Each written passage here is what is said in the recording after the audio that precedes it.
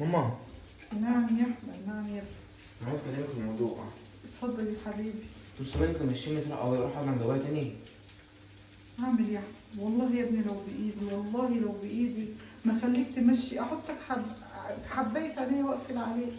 انت عارف الظروف اللي حكمت عليا بكده يا ابني.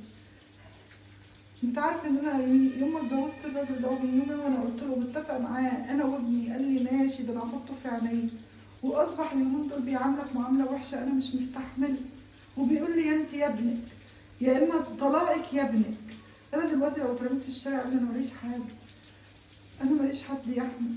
انا كل ما اقعد عند بابايا مراتي بقى بتفضل تشتمني وتضربني. اعمل ايه يا احمد؟ بايدي ايه يا احمد؟ بايدي ايه؟ بايدي ايه؟ انا والله يا احمد انا عشت حياتي كلها مكرسه حياتي ليك.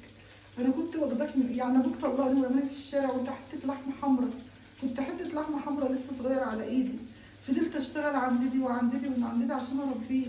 انا ماليش حد يا ابني. لو اترميت في الشارع دلوقتي انا ماليش حد. لكن انت ليك ابوك يا احمد. روح اقعد معايا يا احمد. ما مراتي بقى بتكرهني فيه. تفضل تقول له لما يجي من الشغل انك بيعذبني وبيشتمني. يفضل يقول لي ما بيسمعش الكلام، يفضل يشتمني انا ويضربني قدامها. بعد ما ينزل الشغل تقول لي روق، ويفضل يكنس حتى ما بتقعدنيش اذاكر. اعمل ايه؟ انا عارفه ان انت اللي دفعت الثمن غالي يا احمد، انا عارفه والله ان انت الضحيه. عارفه ان انت الضحيه يا احمد.